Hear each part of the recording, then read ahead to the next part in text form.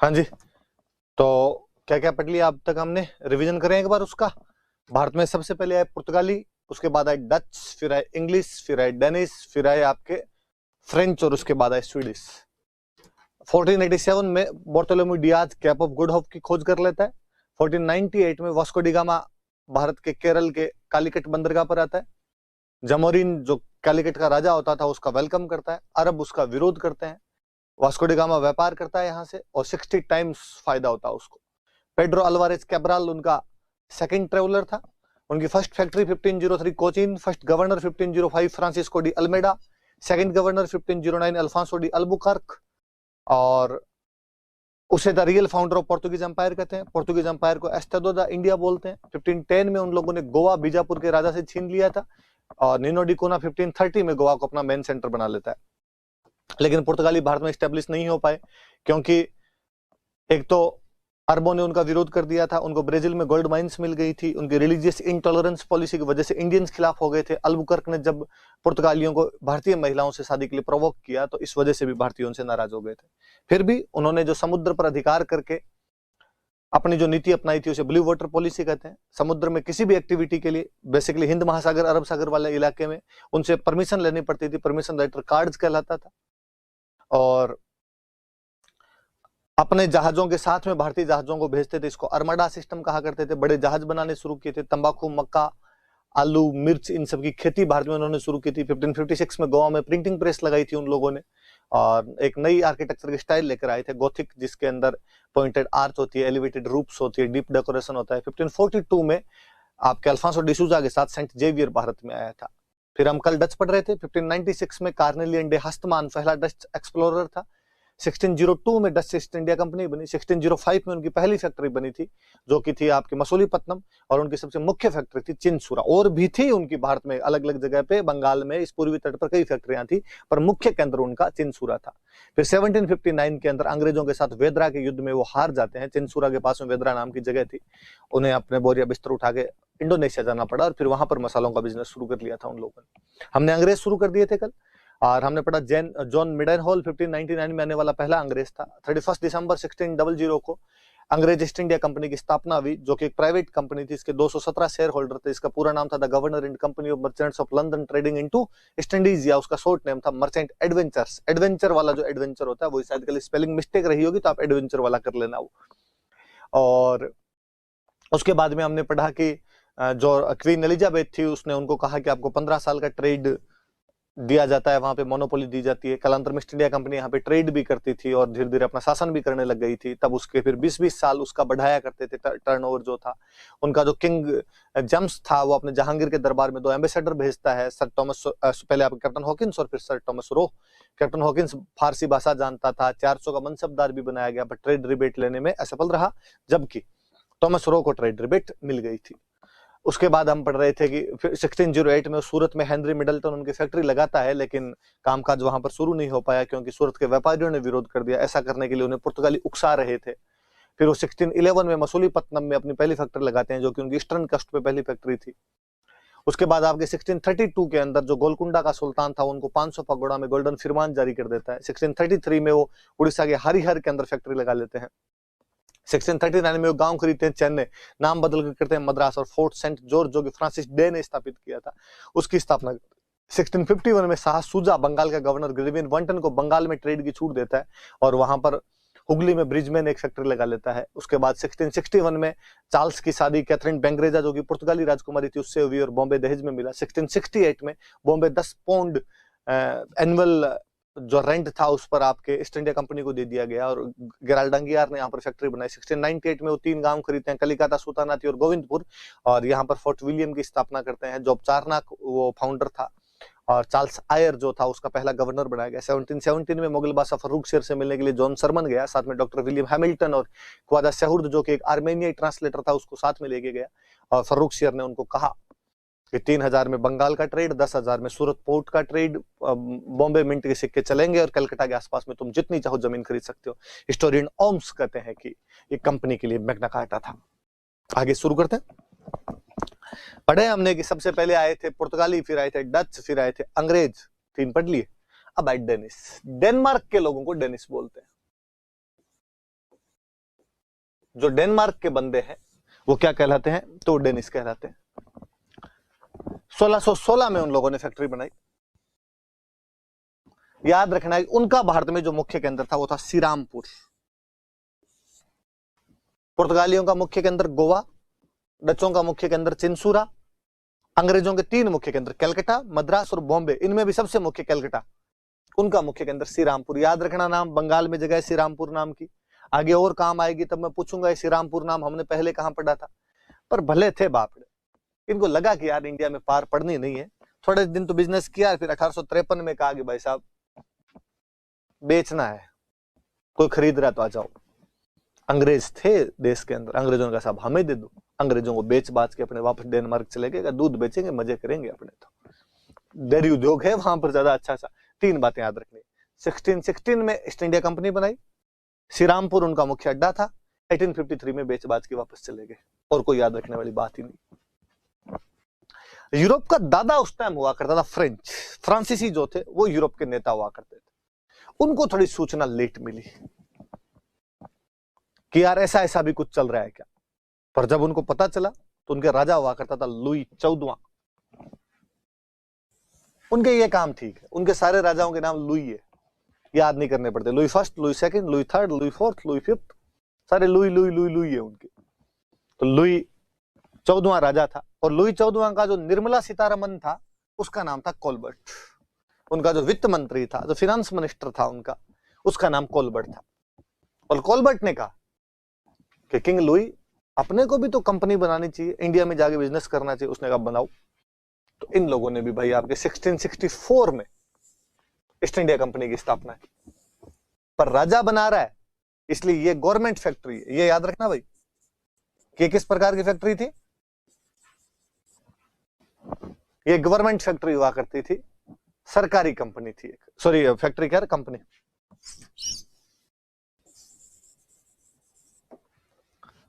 अंतर याद रखना है यहां पे कि अंग्रेजों वाली जो थी वो तो प्राइवेट थी, ये वाली जो थी ये सरकारी थी। वो आईसीआईसीआई थी, ये अपने एसबीआई थी। दोनों में जो अंतर होता है वो इन दोनों में भी था। उस वो निजीकरण के तहत बनाई गई थी, ये सरकार का आइटम था। कोलबर्ट वित्त मंत्री था, किंग लुई 14वां जो था उसका, और उसने ये बनाई थी। आए फ्रेंच, यहाँ पे फ्रेंच ने आका भाई साहब पहले तो ये बताओ कि इंडिया में इतने यूरोपियन है, इनमें सफल कौन है? ब्रिटिशर्स। तो इसने कहा आपने तो ब्रिटिशर्स को फॉलो करना है, इन्होंने क्या क्या किया था वो देख लो। बताओ इन्होंने सबसे पहली फैक्ट्री कहां लगाई थी? लोगों ने कहा साहब सूरत में लगाई। अपने चलो सूरत, तो इन्होंने आते अपने 1668 के अंदर फैक्ट्री कहां पर लगा ली? सूरत। अंग्रेजों के लगाई थी हेनरी मिडल्टन ने, इनको कहा हमारे लगाएगा फ्रेंको केरो। तो फ्रेंको केरो यहां पर सूरत में 1668 में फैक्ट्री लगा लेता है। 64 में कंपनी बनाई, 68 में इन लोगों ने अपनी फैक्ट्री लगा ली। क्या नाम है? फ्रेंको केरो। अब इसके बाद अंग्रेजों ने कहां लगाई? लोगों ने कहा अब अंग्रेज फिर इधर पश्चिमी तट पे नहीं रहे थे, वेस्टर्न कोस्ट पे नहीं, तो उधर ईस्टर्न कोस्ट पे मसूलीपट्टनम चले गए थे वो। इन्होंने कहा हम चले जाएंगे, हमें कौन सा रास्ता नहीं पता है। तो 1669 के अंदर मसूलीपट्टनम में अपनी फैक्ट्री लगा लेते हैं। लोगों ने कहा ऐसे अंग्रेजों ने ना कोई आपकी तरह नहीं किया था, एक एक फैक्ट्री ने लगाई, गांव खरीद लिया था साउथ में पूरा, चेन्नई खरीद के मद्रास बना दिया था। इन्होंने कहा हम खरीद लेंगे, इसमें क्या बड़ी बात है। और 1673 में एक गांव खरीद लेते हैं पुद्दुचेरी, और इनसे पुद्दुचेरी बोला नहीं गया तो इसलिए इन्होंने नाम चेंज कर दिया पौंडीचेरी, और पौंडीचेरी बना लिया इसको। अब का हमारा मुख्य अड्डा तो पौंडीचेरी। इसकी स्थापना कौन करेगा? तो फ्रैंको मार्टिन। और यहां इन्होंने फोर्ट वोट बनाए। फोर्ट का नाम क्या रखें? कंपनी सरकारी, कंपनी राजा की, तो राजा का नाम रखना पड़े भाई। राजा का नाम क्या? लुई, तो फोर्ट का नाम क्या? लुई। उनके तो Fort Saint George, Fort William, इन वाला सिंपल अपने फोर्ट लुई। सारे फ्रेंको है। सूरत वाला फ्रेंको केरो है, ज्यादा फ्रेंको जाया करते थे सबसे, ये फ्रेंको मार्टिन है आपके। 1668 सूरत में फैक्ट्री, 1669 मसूलीपट्टनम में फैक्ट्री, 1673 में पुद्दुचेरी खरीद के पौंडीचेरी बना दिया। 1954 तक यही थे। देश की आजादी के बाद भी फ्रेंच का कब्जा ही था, बाद में छोड़ के गए थे पौंडीचेरी। और पौंडीचेरी आज भी आप जाओगे तो आपको फ्रेंच भाषा भाषी लोग खूब सारे मिल जाएंगे अभी तक भी वहां पर। फिर इनको किसी ने कहा भाई साहब अंग्रेजों की बराबरी तुमसे आज और कल हो। इनका क्यों कर तो रहे हैं, सूरत में बनाई बना ली, मसूलीपट्टनम में बनाई बना ली, गांव खरीदा खरीद लिया, फोर्ट बनाया बना दिया। अब बंगाल, अब बंगाल नहीं जाओ ना तब तक मजा नहीं है। अंग्रेज बंगाल चले गए थे, इनको हम चले जाएंगे। अगले ही साल 1674 में बंगाल के अंदर एक कॉलोनी खरीदी चंद्रनगर का, उन्होंने फैक्ट्री बनाई थी, बना लेंगे तो 1690-92 में चंद्रनगर में फैक्ट्री बना ली थी। पूरा अंग्रेजों को फॉलो करते हुए सफल होना है अपने। तो पहले आपके 64 में कंपनी बनी, सरकारी कंपनी, लुई 14वें का वित्त मंत्री कॉलबर्ट, 68 में सूरत में फैक्ट्री फ्रेंको केरो, 69 में मसूलीपट्टनम में फैक्ट्री, 1673 में पौंडीचेरी की फैक्ट्री फ्रेंकोआ मार्टिन, फोर्ट लुई, 1674 में चंद्रनगर खरीदा बंगाल में, और 90-92 में वहां पर इन लोगों ने अपनी फैक्ट्री लगाई। सबसे लास्ट में स्वीडिश आए, तब तक खरबूजा कट चुका था 1731 में। तो इसको लगा यार इंडिया में तो क्या ही करेंगे अपने, तो इन्होंने कहा छोड़ो इंडिया, गोली मारो अपने तो चाइना के साथ बिजनेस करेंगे। तो स्वीडिश ईस्ट इंडिया कंपनी अपने साथ बिजनेस ही नहीं करती थी। ये बिजनेस किसके साथ में करते थे, चाइना के साथ में करते थे। नाम फिर भी ईस्ट इंडिया कंपनी थी। तो आए जरूर थे यहाँ भारत के अंदर, छोटा मोटा कोई व्यापार किया, पर इनका जो डंका व्यापार था वो किसके साथ में हुआ करता था, चाइना के साथ। तो Portuguese, Dutch, English, Danish, French, Swedish पढ़ लिए, कौन कौन कैसे कैसे आए थे। अब हम पढ़ रहे हैं पुर्तगाली, पोर्तुगीज। ब्राजील में मिल गया सोना इसलिए उधर चले गए। इंडिया के अंदर कोई एक्सपेंशन नहीं, गोवा लेके बैठे हुए अपना, छोटी मोटी फैक्ट्री अपनी कोचीन कालीकट के अंदर लगा रखी। डच, अंग्रेजों ने बोरिया बिस्तर गोल करके इंडोनेशिया भगा दिया, अंग्रेज बैठे हैं। डेनिश, अंग्रेजों को ही बेच बाच के चले गए। स्वीडिश, चाइना में चले गए। अंग्रेजों को फॉलो कौन कर रहा है, फ्रेंच। तो अब दो राइवल कौन बचे इंडिया के अंदर, एक तो इंग्लैंड और एक फ्रांस, एक दूसरे के ट्रेडिशनल राइवल थे वो। कहते हैं यूरोप में भी इन दोनों देशों की बनती नहीं थी, मतलब वैसे नहीं बनती थी जैसे भारत और पाकिस्तान की नहीं बनती वैसे। इवन ये और था कि इंग्लैंड और फ्रांस दुनिया में जगह जगह कब्जा किए बैठे हुए थे, सब महाद्वीपों में कब्जा था, अमेरिका महाद्वीप में भी कब्जा, अफ्रीका में भी कब्जा। और इंग्लैंड और फ्रांस के बीच में कभी भी लड़ाई हो जाती, मान लो यूरोप में ये लड़ लेते किसी बात को लेकर, तो दुनिया में जहां जहां इंग्लिश और फ्रेंच रहते थे वो आपस में लड़ लेते, कि वहां लड़ रहे हैं तो यहां भी लड़ेंगे। इस बात को यूं मान लो कि भारत और पाकिस्तान के लोग इंग्लैंड में रहते हो और कभी भारत और पाकिस्तान के बीच में यहां लड़ाई हो जाए, तो अपने जो इंडियन और पाकिस्तानी एक दूसरे को ठोक ठाक ले वहां पे। ऐसे अंग्रेजों और फ्रांसीसियों के बीच में राइवलरी हुआ करती थी, आपस में इनकी बना नहीं करती थी। तो अब इन दोनों के बीच में स्वाभाविक लड़ाई होगी। एक चद्दर में दो दरवेश नहीं सो सकते, एक म्यान में दो तलवारें नहीं रह सकती। अब दो तलवारें थी, एक तलवार अंग्रेज, एक तलवार फ्रेंच, इनके बीच में लड़ाइयां हुई। हम पढ़ेंगे एंग्लो फ्रांसीसी संघर्ष। ये हिंदी वालों ने आंग्लो लिख दिया, आंग्लो नहीं है भाई, आंग्ल है। अंग्रेजों को आंग्ल कहते हैं, या तो अंग्रेज लिख लेना या आंग्ल लिख लेना, आंग्ल फ्रांसीसी संघर्ष। या इसने एक नाम और लिखा, देखो कर्नाटक संघर्ष, कर्नाटक संघर्ष। सुनना मेरी बात को, गौर देना इस बात पे। तमिलनाडु के अंदर एक रियासत का नाम था कर्नाटक। किसमें, अब का राज्य कौन सा, तमिलनाडु। वहां पर एक रियासत कौन सी, कर्नाटक। इसका मतलब बच्चों कर्नाटक कर्नाटक में नहीं था। जो आपका आज का कर्नाटक है उसमें यह कर्नाटक नहीं आता था। यह कौन सी रियासत में आता था, तमिलनाडु रियासत। एक छोटी सी रियासत हुआ करती थी, कि जैसे अपने राजस्थान था तो इसमें रियासत मेवाड़ मारवाड़ से रियासत थी, बाद में राजस्थान बना, तो वैसे तमिलनाडु वाली जो आज की टेरिटरी है इसमें एक रियासत होती थी कर्नाटक। और इस कर्नाटक की राजधानी हुआ करती थी अरकाट।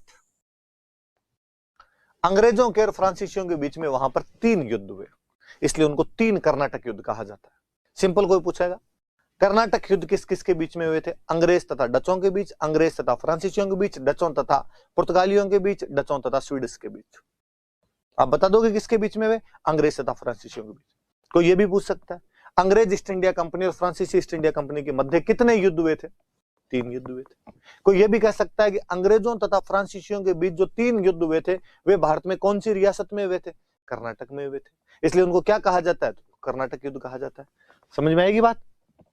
युद्ध कितने, 3 हो कहां पर रहे, कर्नाटक रियासत। कर्नाटक की राजधानी अर्काट। कर्नाटक अब कहां पड़ता है, ये जो रियासत थी, तमिलनाडु। आगे 3 बातें समझ में आपके। अब पढ़ते हैं आगे, एक एक का पोस्टमार्टम करते हैं। पहला कर्नाटक युद्ध लेके आ जाओ, सन याद रखना थोड़ा सा, 46 से 48 के बीच में पहला कर्नाटक युद्ध हुआ।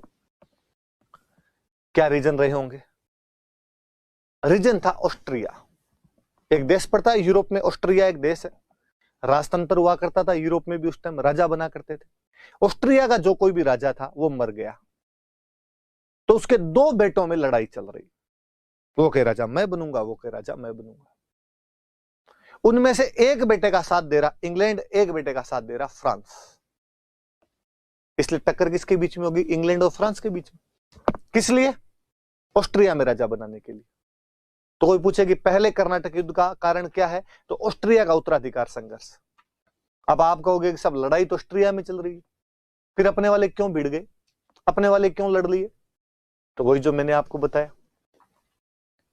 कि इंग्लैंड और फ्रांस वैसे राइवल थे कि वो यूरोप में जब भी किसी बात के लिए लेके लड़ते तो दुनिया में वो जहां जहां होते थे वहां वहां उनमें लड़ाई हो जाती। और अपने तो यहाँ दोनों साउथ इंडिया में है, अंग्रेजों के पास में मद्रास और फ्रेंच के पास में पौंडीचेरी। अब मद्रास पांडिचेरी नहीं लड़ेंगे तो कौन लड़ेगा?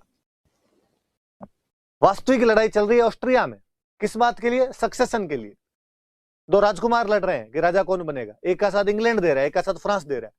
और इस चक्कर में अपने यहां पर जो भी अंग्रेज और फ्रेंच रहते थे वो भिड़ गए आपस में, और वो मैटर भी नहीं हुआ। क्या कि लिखा हुआ है कारण ऑस्ट्रिया का उत्तराधिकार संघर्ष, सक्सेशन स्ट्रगल ऑफ ऑस्ट्रिया। अंग्रेजों का एक कैप्टन था बार्नेट। एक दिन बार्नेट मद्रास में खड़ा था आपने, उसने देखा कि यार पास में समुद्र में फ्रेंच शिप जा रहे थे कई, जिन पर फ्रेंच झंडा लगा हुआ था। और युद्ध की स्थिति होती है तो थोड़ा ज्यादा जोश खाए हुए रहते हैं कि भारत पाकिस्तान के बीच में कहीं युद्ध चल रहा है और अपने को पाकिस्तान का झंडा दिख जाए तो अपने जो बाढ़ खड़े हो जाए सारे। वैसे बार्नेट को लगा यार ये फ्रेंच शिप जा रहे, उसने पकड़ लो इनको। अपना क्या लेता है? अरे नहीं पकड़ के लो, लेता कैसे नहीं, इनको बहुत दिनों के फ्रेंच को अपने से यूरोप में लड़ाई करते रहते हैं।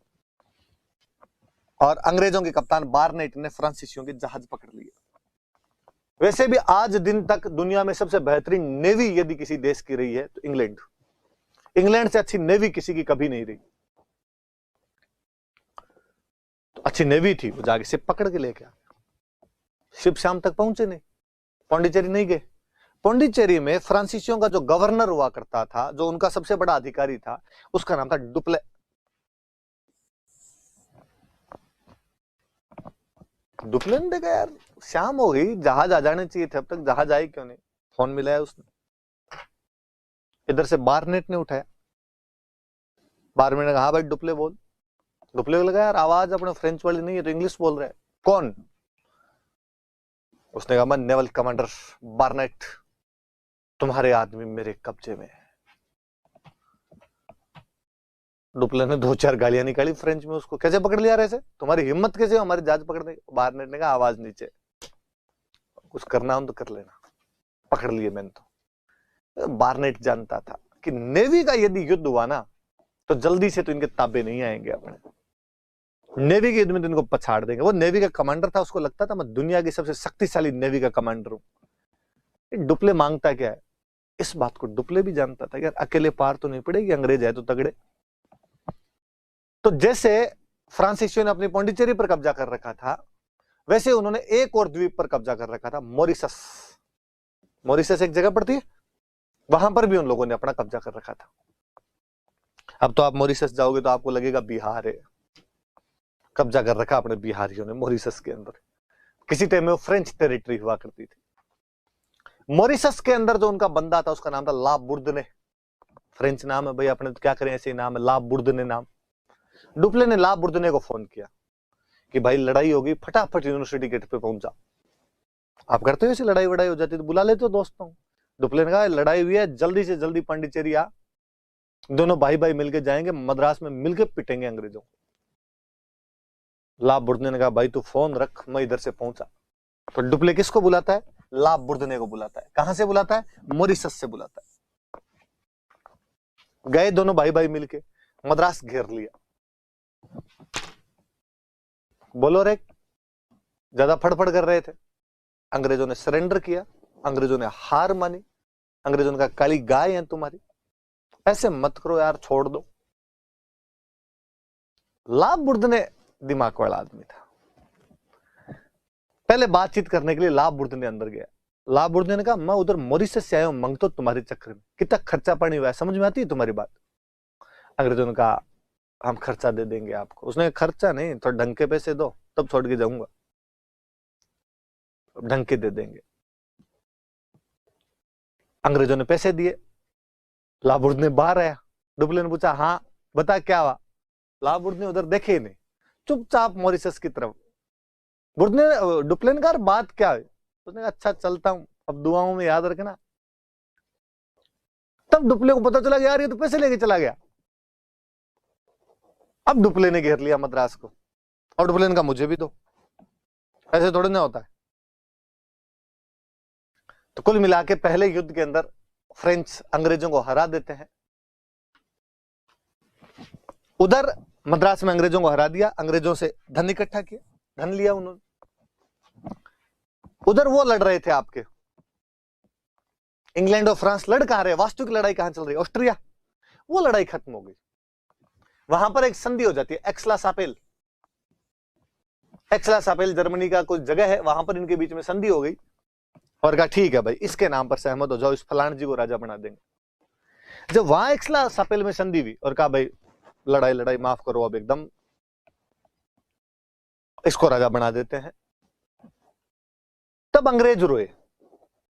और अंग्रेजों ने कहा यहां तो सब माफ करवा रहे हो लड़ाई, वहां हमारे मद्रास को तुम्हारा डुप्ले घेर के बैठा हुआ है। फ्रांसिस ने कहा ना ना ना, ऐसा कोई समाचार हमारे पास तो नहीं है, तुम्हारी तो कोई टेरिटरी इंडिया में नहीं घेर रखी, पूछो तुम्हारे डुप्ले कौन। फ्रांसिस ने डुप्ले को फोन किया, डुप्ले कहां है? डुप्ले का मतलब पौंडीचेरी। फ्रांसिस का लाइव लोकेशन भेज, करंट लोकेशन भेज अभी कहां की। डुप्ले ने कहा मैं थोड़ा इधर घूमने के लिए आया हुआ था, मैं मद्रास आया था, भाग यहां से। तो संधि के बाद में वापस मद्रास अंग्रेजों को दिया और डुप्ले बाद में यहां से चला गया। या कुल मिला के इस संधि द्वारा युद्ध समाप्त होता है और मद्रास अंग्रेजों को वापस देते हैं। तो संधि कौन सी है? एक्सला-सापेल। तो युद्ध शुरू किस घटना से होता है? तो ऑस्ट्रिया का उत्तराधिकार। खत्म किस घटना से होता है? तो एक्सला-सापेल की संधि द्वारा होता है। अब ये युद्ध हो कहां पे रहा है? तो मद्रास के पास में, तमिलनाडु, मद्रास तमिलनाडु में पड़ता है, मद्रास के पास में ये जगह कर्नाटक रियासत, वहां पर युद्ध हो रहा है। पहले डुप्ले जब सेना लेके आया था ना कर्नाटक में, तो कर्नाटक के नवाब हुआ करते थे अनवरुद्दीन। अनवरुद्दीन ने कहा यहां लड़ाई नहीं करने, तुम्हारे बाप की जमीन थोड़ी है, यहां पे सेना लेके आगे लड़ोगे। डुप्ले ने अनवरुद्दीन को पटाया कि अनवरुद्दीन ऐसे नहीं करते। क्यों? अरे का समझा करो, आप मेरा साथ दो, मैं साथ दूंगा तो क्या होगा? देख रहे हो ना आर्मी कितनी जोरदार है, लाबुर्दने आया हुआ मैं हूं, अंग्रेजों को हरा के मद्रास पे कब्जा करेंगे। फिर मद्रास आपका। अनवरुद्दीन के लड्डू फूटा, उसने कहा मद्रास मिल जाएगा मुझे। उन्होंने कहा पक्का? डुप्ले का जबान है। धन दूंगा मैं आपको। डुप्ले जब जाने लगा, दिमाग तो उसका वैसे ही खराब हो रखा कि अंग्रेजों को मद्रास वापस दे दिया गया था। बीच में अनवरुद्दीन आया। अनवरुद्दीन ने आगे कहा भैया ध्यान किधर है, हीरो इधर है। और अपने बीच बातचीत हुई थी कि बहुत सारा धन मिलेगा और मद्रास मिलेगा। डुप्ले ने कहा तो दिमाग मत खराब कर, वैसे क्रोसिन लेके सरदर्द ठीक किया है मैंने, मैं थप्पड़ मारूंगा तेरे, भाग यहां से। अनवरुद्दीन ने कहा ऐसे पोल नहीं है यहाँ पे, नाथी का बड़ा थोड़ी है, तुम आओ और यहाँ पे लड़के चले जाओ, हमारी शांति भंग करके चले जाओ, जाओगे तो हमसे लड़के जाओगे। हमने खूब दोस्ती निभा ली, अब तुम मेरी दुश्मनी भी देखो। डुप्ले ने कहा तू ये काम कर, पहले दुश्मनी निभाने, डायलॉग मत दे, दुश्मनी निभा तू। और अनवरुद्दीन ने अपनी 10,000 की एक सेना भेजी अपने कमांडर महफूज खान के साथ। कितने सैनिक आए? 10,000। कमांडर कौन? महफूज खान। भेजता कौन है? अनवरुद्दीन। कौन है अनवरुद्दीन? कर्नाटक का नवाब। उधर से डुप्ले 930 आदमी भेजता है। कितने? 930। उनमें से फ्रेंच तो 230 ही थे, 700 तो अपने इंडियन ही थे जो उनकी सेना में शामिल हो रखे थे। पैराडाइज, सेनापति पैराडाइज के नेतृत्व में दोनों लड़ते हैं सेंट टोमे नाम की जगह पे, दोनों के बीच लड़ाई होती है।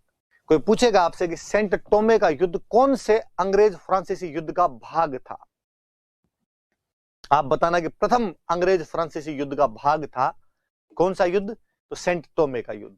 किस किस के बीच में, फ्रांसीसियों के और कर्नाटक रियासत के बीच में। कर्नाटक का नवाब कौन है, अनवरुद्दीन नवाब है। अनवरुद्दीन की तरफ से तो आया महफूज खान, उसकी तरफ से आया पैराडाइज। एक तरफ 10,000, एक तरफ 930। क्या कहना है आपका, कौन जीतेगा? आपको लगता होगा सर अपने वाला जीतेगा, 10,000 आदमी लेके गया, लेकिन महफूज खान अपने 10,000 सिपाहियों को महफूज नहीं रख पाया। पैराडाइज ने सबको पैराडाइज भगा भेज दिया था, भगा भगा के मारा कर्नाटक वालों को। उस दिन एक बात समझ में आई कि डिसिप्लिन्ड आर्मी के सामने तुम्हारी अस्त व्यस्त सेनाएं, जो युद्ध के टाइम में तुम गांव में फोन कर कहते हो भाई रे आ जाओ, ये नहीं चलती। सेनाओं को सुबह शाम लेफ्ट राइट करवानी पड़ती है। ये जो तुम्हारे सारे दिन बैठे बैठे टुकड़े ठोकते हैं, जी में आया तब कहते हैं लो उठाओ तलवार चल लो, नहीं। उस दिन यूरोपियन आर्मी डिसिप्लिन का अनुभव हुआ भारतीयों को कि 1000 भी आएंगे तो 10,000 को भगा भगा के मारेंगे। कौन सा युद्ध है, सेंट टोमे का युद्ध है। सेंट टोमे के युद्ध में ऐसा हुआ, किसको हरा गए, अनवरुद्दीन को हरा गए। और डुप्लेन गल्ला है, तुझे बहुत दिन हो गए। जिन लोगों के दुख एक जैसे होते हैं वो अक्सर बहुत अच्छे दोस्त होते हैं। अंग्रेज किससे आ रहे, फ्रेंच से। अनवरुद्दीन किससे आ रहा, फ्रेंच से, डुप्ले से। अनवरुद्दीन भाग के अंग्रेजों के पास गया। दुश्मन का दुश्मन दोस्त होता है। अनवरुद्दीन ने कहा फ्रांसीसियों का दुश्मन कौन, के अंग्रेज। वो भाग के अंग्रेजों के पास गया, बुक्का फाड़ के रोया अंग्रेजों के सामने, ढां ढां करके रोया। अंग्रेजों ने पूछा अरे हुआ क्या, रुको तो से, हिचकियां बंद गई, क्या बात हुई, बात तो बता। उसने कहा पीटा डुप्ले ने मेरे को। ये कहते अंग्रेज रोए जोर जोर से। अंग्रेजों ने कहा मी टू, सेम, यही हमारे साथ हुआ है, हमें और भयंकर पीट के गए थे वो, चल भाई आजा। दोनों ने पास में बैठ के बातें की। वही है दिलीप सर वाला उदाहरण की आप जब क्लास में बैठते, ऑफलाइन क्लास होती है और उसमें बैठते हैं बच्चे, एक बेंच में 300 बच्चे बैठे, एक दूसरे को जानते भी नहीं है, 12 महीने की कोचिंग हो जाती है, एक पीछे पीछे बैठता है, एक आगे आगे बैठता है, कोई बातचीत नहीं, बैच खत्म हो गया, पेपर हुआ और लकीली मान लो दोनों फेल हो जाए, फिर उन दोनों की दोस्ती बहुत मजेदार होती है। दोनों बाद में चाय की थड़ी पर बैठ के एक साथ कोचिंग को गालियां निकालते हैं, एक साथ आरपीसी को गालियां निकालते हैं। तो जिन लोगों के दुख एक जैसे होते हैं वो लोग हमेशा अच्छे क्या बन जाते हैं, दोस्त बन जाते हैं। ये सेम बात यहां पर हो रही थी। अब दोस्त कौन बन गए, अनवरुद्दीन और अंग्रेज दोस्त बन गए। अब सुनना ये बात अगले युद्ध में अपने कंटिन्यू करेंगे। दूसरा कर्नाटक युद्ध या दूसरा अंग्रेज फ्रांस युद्ध 48 में खत्म हो रहा, 49 से 1754। अनवरुद्दीन जब भाग के अंग्रेजों के पास चला गया, हार गया, तो अनवरुद्दीन के बहनोई थे चांदा साहिब। ओबीसी बात है, चांदा साहिब को लगा कि अनवरुद्दीन को पीट दिया, वो राजा बनना चाहते थे। लगा अरे अपना साला तो वैसे ही बकवास आदमी है, अपने को होना चाहिए राजा। चांदा साहिब डुप्ले के पास गए और डुप्ले को कहा कि डुप्ले मेरा साला तो पागल है, वो तो उधर अंग्रेजों के पास गया है तुम्हारे खिलाफ, यदि तुम मुझे नवाब बनाओ कर्नाटक का तो मैं तुम्हारा साथ देने के लिए तैयार। डुप्ले ने कहा यार आपको नवाब बनाने की आवश्यकता क्या, तो नवाब हो, नाम क्या कि चांदा साहिब लगा हुआ आपके, पक्का हमारा समर्थन है। उधर एक रियासत साउथ में और पड़ती थी हैदराबाद। दो चाचा भतीजा आपस में लड़े, चाचे का नाम नासिर जंग, भतीजे का नाम मुजफ्फर जंग। जब नाम में ही जंग लगा हुआ है तो जंग करेंगे, और चाचा भाग के अंग्रेजों के पास चला गया, नासिर जंग भाग के अंग्रेजों के पास चला गया। ऑब्वियस सी बात है, मुजफ्फर जंग किसके पास जाएगा? डुप्ले। डुप्ले को मजा आ गया, वो पॉलिटिकल एम्बिशियंस बंदा था, एक साम्राज्य विस्तार करना चाहता था फ्रांसिस ईस्ट इंडिया कंपनी का। वो चाहता था कि यदि पॉलिटिकल कंट्रोल मिल जाए तो बिजनेस और ज्यादा अच्छे तरीके से किया जा सकता है, टैक्स वैक्स अपने हिसाब से लगाएंगे साउथ में। ये वो दौर था जब मुगलों का नियंत्रण वैसे ही समाप्त हो रहा था, इसलिए रियासतें आपसी संघर्षों की शिकार, षड्यंत्रों की शिकार हो रही थी। अब गुट बन गए, अंग्रेजों की तरफ अनवरुद्दीन और नासिर जंग है, फ्रांसीसियों की तरफ चांदा साहिब और मुजफ्फर जंग है। मैं यदि कहूं कि दूसरे कर्नाटक युद्ध का कारण भारतीय रियासतों का आंतरिक संघर्ष था, इंटरनल कॉन्फ्लिक्ट्स जो हो रहे थे इंडियन प्रिंसली स्टेट्स में, इस वजह से अंग्रेजों को और फ्रांसीसियों को हाथ धोने का मौका मिल गया। तो पहले युद्ध का कारण ऑस्ट्रिया का उत्तराधिकार संघर्ष था, पर दूसरे युद्ध के कारण भारतीय रियासतों का आंतरिक संघर्ष था। कौन सी रियासत? कर्नाटक। कौन कौन लड़ रहे हैं? चांदा साहिब। साथ कौन दे रहा है? फ्रेंच। अनवरुद्दीन के खिलाफ लड़ रहे हैं, साथ कौन दे रहे हैं? ब्रिटिशर्स। हैदराबाद कौन कौन लड़ रहे हैं? मुजफ्फर जंग और नासिर जंग। मुजफ्फर जंग का साथ कौन दे रहे हैं? फ्रेंच। नासिर जंग का साथ कौन दे रहे हैं? ब्रिटिशर्स। कुल मिला के दो गुट है, एक गुट में है अंग्रेज, नासिर जंग और अनवरुद्दीन,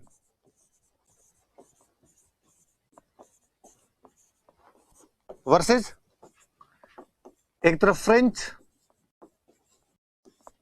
मुजफ्फर जंग और इधर अनवरुद्दीन के साथ में कौन हो जाएगा? चांदा साहिब। ये साले बनोई है, वो चाचा भतीजा है। गुट बना हुआ है अंग्रेजों का, नासिर जंग का, अनवरुद्दीन का, फ्रेंच का, मुजफ्फर जंग का, चांदा साहिब का गुट बना हुआ है। गुटों में लड़ाई हुई और एक युद्ध हुआ, अंबूर का युद्ध, 1749 में बैटल ऑफ अंबूर। अंबूर में अनवरुद्दीन मर गया। ऐसे अंबूर ऐसे अनवरुद्दीन, काम आ गया इस युद्ध में। थोड़े दिन बाद एक और झड़प, कोई छोटी मोटी झड़प हुई, उसमें नासिर जंग मर गया। कौन कौन मर गए? अनवरुद्दीन भी मर गया और नासिर जंग भी मर गया। मैं वापस पीछे दिखाता हूं आपको। अनवरुद्दीन मर गया, नासिर जंग मर गया। अंग्रेजों के बुरे दिन चल रहे हैं। पहले कर्नाटक युद्ध में हारे और इस बार जिन दो का साथ दिया वो दोनों मर गए। फ्रांसीसियों ने मुजफ्फर जंग को हैदराबाद का नवाब घोषित किया और चांदा साहिब को कर्नाटक का नवाब घोषित कर दिया। डुप्ले अपने पॉलिटिकल कैरियर के पीक पर पहुंचा हुआ है, कठपुतलियां नचा रहा है। नपथ्य में बैठा हुआ वो फ्रांसीसी सेनापति, जो चाल चल रहा था वो तमाम चालें उसकी सफल हो रही थी। फ्रांसीसियों ने मुजफ्फर जंग उन्होंने जीता, मुजफ्फर जंग के साथ में वो सहायक संधि करते। हुआ क्या, मैं वापस बताता हूं। इधर जैसे नासिर जंग मर गया तो उसका बेटा हुआ करता था मोहम्मद जंग। मोहम्मद जंग भाग के अंग्रेजों के पास गया और उसने अंग्रेजों को जाकर, कर क्या रहे हो रे, तुम्हारे साथ जो आता है वो मर जाता है। पापा मर गए, उधर बेचारा वो अनवरुद्दीन मर गया। अंग्रेजों ने कहा भाई ठार ठार खावनो यार, बुरे दिन चल रहे हैं हम समझते हैं, पर यार धीरज, हथेलियों में सरसों नहीं उगती। उसने कहा धीरज यार, कितना धीरज करें। उनका तू बैठ, पक्का तेरे को हम बनाएंगे, हम गारंटी देते हैं, रहे तू यहां पे। तो मोहम्मद जंग अंग्रेजों के पास चला गया। उधर कर्नाटक में उन्होंने चांदा साहिब को राजा बनाया, इधर हैदराबाद में मुजफ्फर जंग को बनाया। पर डुप्ले ने मुजफ्फर जंग को कहा कि मुजफ्फर जंग, सपोज दैट, मान ले हम यहां से जाएं, राजा बनाया, राजा बनाते ही मुजफ्फर जंग ने कहा कि साहब लंबा लंबा जुआर डाया आपने, पधारो, मारी हेल्प करी, घणो घणो धन्यवाद आपने, खर्चो बीजो लाग्यो हेंग देवा हूं थान, अब आप जाइए अपने पौंडीचेरी। और डुप्ले ने कहा कि मान ले हम यहां से जाएं और मोहम्मद जंग अंग्रेजों की बड़ी सेना लेकर आ जाए तो? मुजफ्फर जंग ने कहा थूक थूक मुंह से, कलजीबा नहीं बोलना आपने, ना ना, जीभ काली तो नहीं है, जीभ दिखाते ना, डुप्लेन का जीभ गोरी है, उसकी कोई बात नहीं, पर हो सकता है ना ऐसा हो जाए तो तुम क्या करो। उसने कहा फिर तुम जाओ मत, फिर यहीं रहो भाई, है ना, मेरा यहीं रहेगा, अपन मेरे साथ ही रहेगा। डुप्ले ने कहा देख यार, घर बार लुगाई टाबर पीछे काम धंधा हमारे, ये तेरे साथ रहने तो कैसे पार पड़ेगी, पर मैं एक काम कर सकता हूं, मैं मेरी एक आर्मी की टुकड़ी यहां पे छोड़ के चला जाता हूं, ये तेरा ध्यान रख लेगी। मुजफ्फरजंग ने कहा ठीक। क्या इसकी सैलरी? उसने कहा मैं जगह दे दूंगा तुम्हें, चिंता मत करो। ऐसी जो भी संधियां जिनमें कोई कहता है कि तुम मुझे सैनिक सहायता दो, मैं तुम्हें रुपए दे दूंगा, उनको सब्सिडरी अलायंस कहा जाता है, सहायक संधियां, सब्सिडरी अलायंस या सहायक संधियां कहा जाता है। तो मुजफ्फरजंग अंग्रेजों के साथ में, सॉरी फ्रांसीसियों के साथ में सहायक संधि करता है। और सहायक संधि में क्या कहता है कि तुम सेना छोड़ दो, मैं तुम्हें रुपए दे दूंगा। डुप्ले अपनी सेना छोड़ गया। डुप्ले जिस कमांडर को छोड़ गया उसका नाम था बुस्सी। बुस्सी को कहा कि बुस्सी, जैसे कोई ताजा या बुस्सी रोटी तेरे को मिल जाए वो खा लेना, तू यहां पर बैठा रहे। बुस्सी ने कहा जो हुक्म मेरे आका, मैं इधर बैठा रहूंगा, चिंता ही मत करवा। मुजफ्फरजंग ने कहा कि हैदराबाद के पास में कृष्णा नदी है। उसने कहा कृष्णा नदी के दक्षिण वाला जितना भाग है ये डुप्ले तुम्हारा, तुम ठाकर हो अब इस इलाके के, चिंता ही मत करो। डुप्ले ने कहा ठीक। उत्तरी सरकार जो लगता है तट सरकार, तट जो है उसके पास का भी कुछ क्षेत्र वो फ्रांसीसियों को दे दिया। बड़े तौर पे कृष्णा नदी का दक्षिणी भाग डुप्ले को दे दिया था उसने, या फ्रेंच को दे दिया था, और फ्रांसीसियों ने अपनी एक आर्मी वहां पर रख दी। सिस्टम क्या कह रहा है? कर्नाटक में चांदा साहिब राजा बने बैठे अरकाट में, इधर जो आपके मुजफ्फरजंग को हैदराबाद में राजा बना दिया उन लोगों ने, अपनी आर्मी उसकी सहायता के लिए छोड़ दी, उसने इसके बदले में इनको एरिया दे दिया, क्षेत्र दे दिया। अंग्रेजों को लगेगा यार बदला तो लिया जाना चाहिए, पर लें कैसे? रॉबर्ट क्लाइव अंग्रेजों का एक ऑफिसर हुआ करता था यहां पे। वो दिमाग लगाता है कि यार हैदराबाद में तो फ्रेंच आर्मी पड़ी है, इसलिए हैदराबाद में तो अटैक किया तो पार नहीं पड़ेगी, पर अरकाट में तो चांदा साहिब अकेले ही है, उनके साथ में फ्रेंच आर्मी है नहीं। एक दिन अचानक अपने मात्र 210 सैनिकों की सहायता से वो अंग्रेजों का बहादुर सेनापति रॉबर्ट क्लाइव अरकाट का घेरा तोड़ देता है, अरकाट पर सर्जिकल स्ट्राइक कर देता है। केवल 210 सैनिकों ने राजधानी अरकाट पर कब्जा कर लिया था। याद रखना इस बात को। English commander Robert Clive along with 210 soldiers captured Arcot. अब स्थिति चेंज, कर्नाटक में फ्रेंच आ गए, उधर जरूर फ्रांसीसियों का बंदा बैठा हुआ है। 210 सैनिकों के साथ अरकाट जीत लिया। यहां से फ्रेंच के लिए एंटी क्लाइमैक्स शुरू होता है। यह समाचार फ्रेंच जब हारे, इनके हाथ से कर्नाटक निकला, तो यह समाचार फ्रांस देश पहुंचे, पेरिस पहुंचे। पेरिस वाले पहले जब डुप्ले के पास फोन करते थे भाई डुप्ले क्या चल रहा है, डुप्ले का तो सब मजे हैं। इस बार डुप्ले ने रुपए भेजने बंद कर दिए, क्योंकि रुपए तो युद्धों में लग रहे इधर, सारे हथियार खरीदने में, सेना को देने में। तो डुप्ले क्या हुआ, पैसे वैसे कैसे नहीं भेज रहे? डुप्ले ने कहा थोड़ी उगाई हुई नहीं भेजता हूं, बिजनेस चल जाए थोड़ा। किसी ने समाचार भिजवाया कि साहब माइनस में है खाता, सरकारी कामकाज तुम्हारा तुम ध्यान देते हो नहीं, कि डुप्ले लड़ाइयां करता है, तुम्हारे कोई बिजनेस नहीं करता है। और फ्रांसीसियों को जब इस बात का पता चला तो उनका डुप्ले वापस आओ, उन्होंने डुप्ले को वापस बुला लिया और यहां पर एक नया बंदा भेज दिया, गोडेहू। तो डुप्ले की जगह एक नया गवर्नर बना के भेजा उन्होंने, गोडेहू को।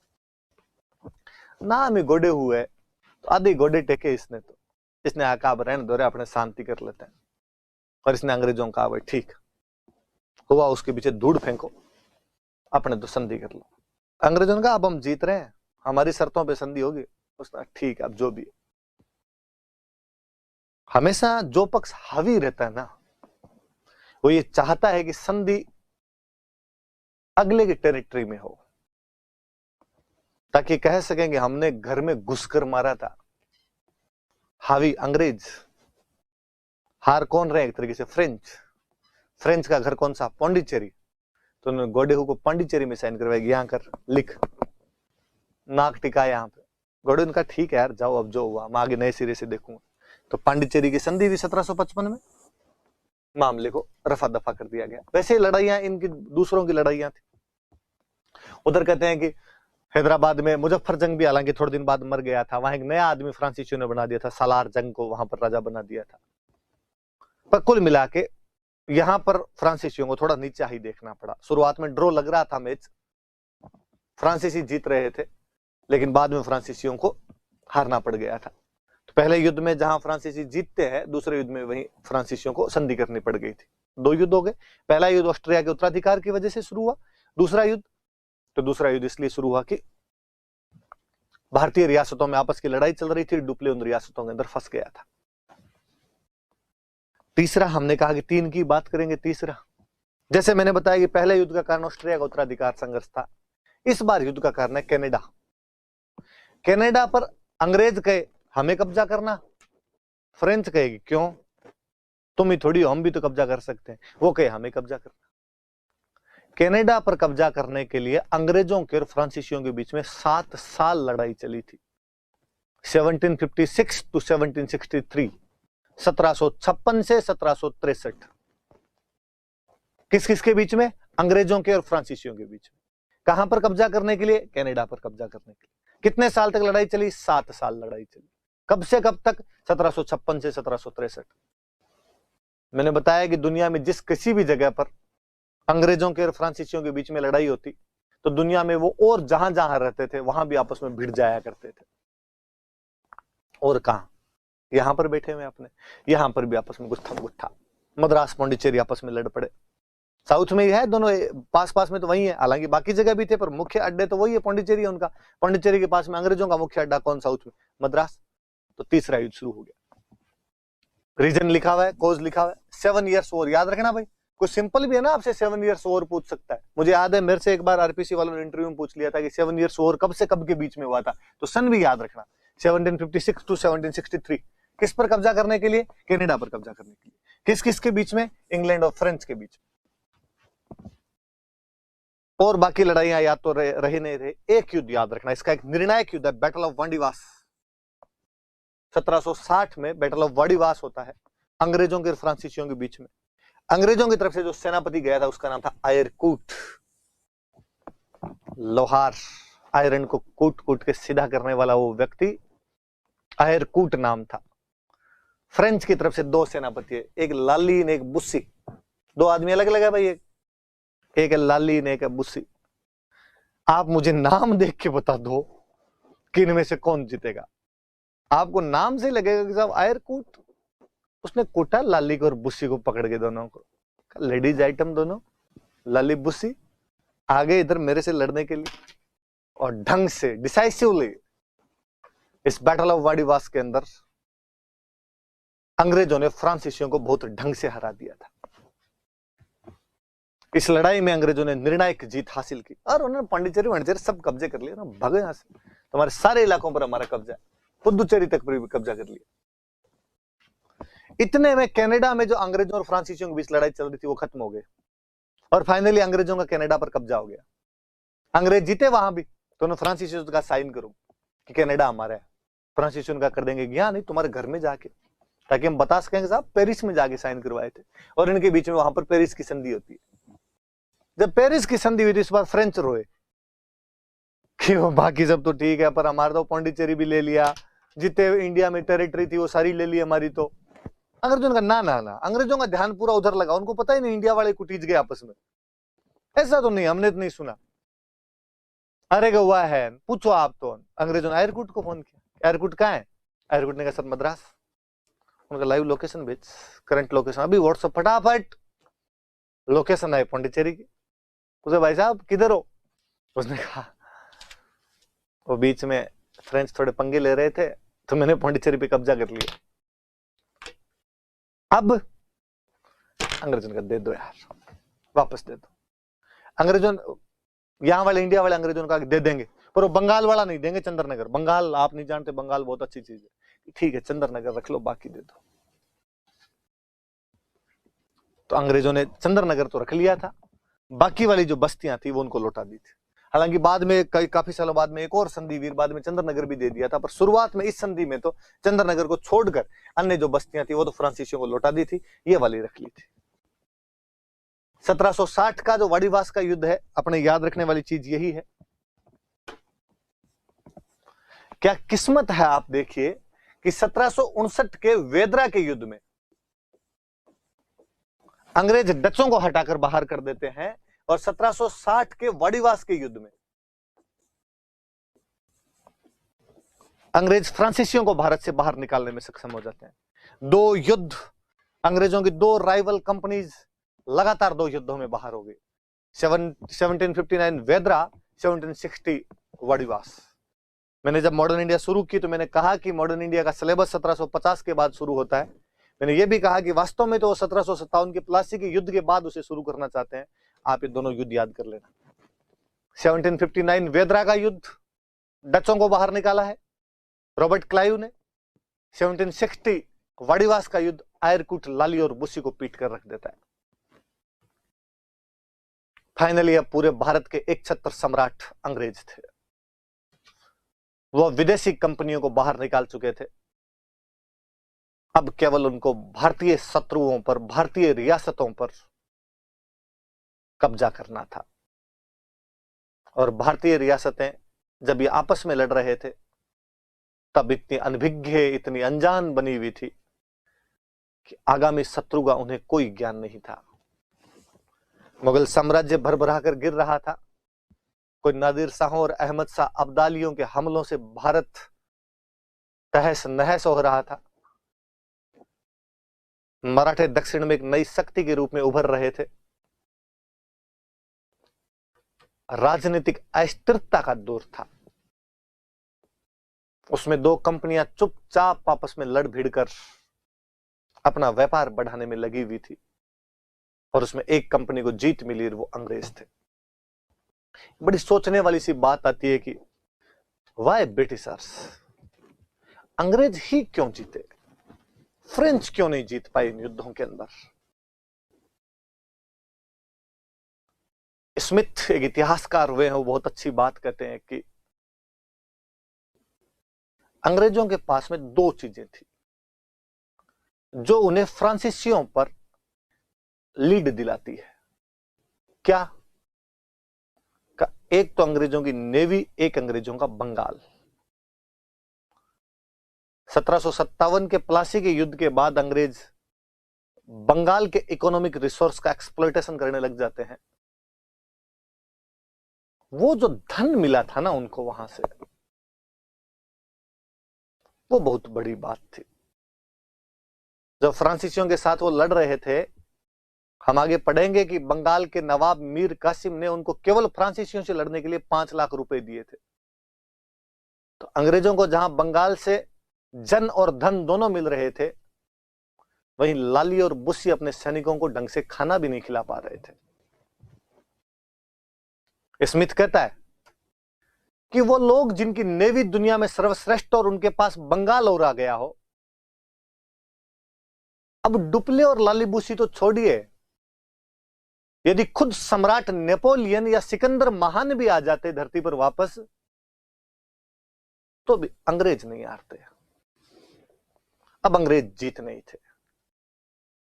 मेरियट का एक बहुत अच्छा स्टेटमेंट है जब मेरियट कहता है कि डुप्ले भारत की चाबी मद्रास में ढूंढ रहा था, पर भारत की चाबी बंगाल में थी। क्लाइव ने उसे बंगाल में ढूंढा और भारत को प्राप्त कर लिया।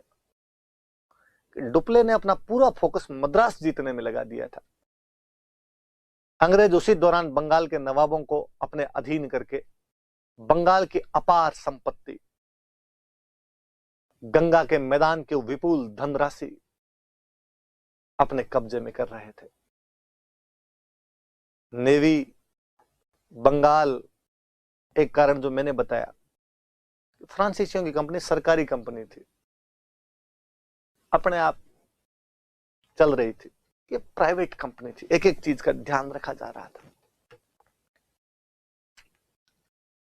इधर रॉबर्ट क्लाइव, आयरकूट जैसे बेहतरीन सेनापति मिले, लाली बुस्सी इनकी बराबरी नहीं कर पा रहे थे। डुप्ले योग्य था, पर राजनीतिक महत्वाकांक्षा इतनी ज्यादा बढ़ गई थी कि अपने को जबरदस्ती संघर्षों के अंदर उसने उलझा लिया था। और डुप्ले को वापस बुलाना तो फ्रांसीसियों की और बड़ी भूल थी। कोडेहू परिस्थितियों को यहां पर समझ ही नहीं पाया था। डुप्ले यहां पर व्यापार पर ध्यान कम दे रहा था, राजनीतिक षड्यंत्रों में ज्यादा भाग ले रहा था। अंग्रेज बाणीय थे, पूरा का पूरा फोकस व्यापार पर था, इसके अलावा कुछ भी नहीं। तो आप याद रखना है 3 युद्ध और 3 युद्धों के आरा, बेसिकली ये 2 बड़ी बातें, 1759 वेदरा और 1760 वाड़ी वास्तु याद रहे आपके। 2 एक बातें और लिखी हुई है, ये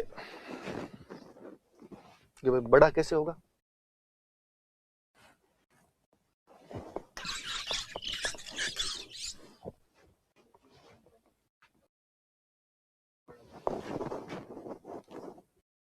ये भाई 2 एक बातें और लिखी हुई। मुझे याद एक बार कोई आईएएस के एग्जाम के अंदर पढ़ा था कि क्या पौंडीचेरी पर केवल अंग्रेजों ने कब्जा किया था, इसके अलावा कभी कोई कब्जा नहीं कर पाया? तो हम पढ़ते हैं नहीं साहब, डचों ने भी एक बार 1693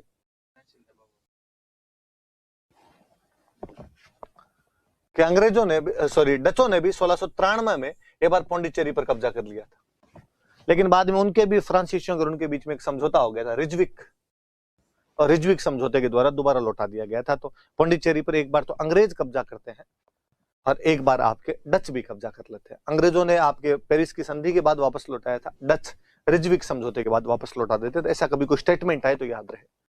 जब पौंडीचेरी नाम दिमाग में आता तो अपने लगता है पौंडीचेरी के पास तो केवल फ्रांसीसी थे और कोई नहीं थे, पर पौंडीचेरी के बहुत पास में अंग्रेजों की फैक्ट्री हुआ करती थी जिसका नाम था फोर्ट सेंट डेविड। तो कभी कोई पूछे कि पांडिचेरी के समीप फोर्ट सेंट डेविड किसकी फैक्ट्री थी, और अपने को लगे पांडिचेरी के पास है तो फ्रांसीसियों की होगी, तो थोड़ा सा रुकना, समझना कि नहीं, सर ने बताई थी कि एक फैक्ट्री अंग्रेजों की भी थी पांडिचेरी के पास में, और वो फैक्ट्री कौन सी है? फोर्ट सेंट डेविड है। अब तक की क्लासों में हम पढ़ रहे थे कि किस प्रकार अंग्रेज हमारे देश के यूरोपियंस हमारे देश में आए और फाइनली उनके अंदर लड़ भिड़ के एक कंपनी बची जो कि अंग्रेज थे।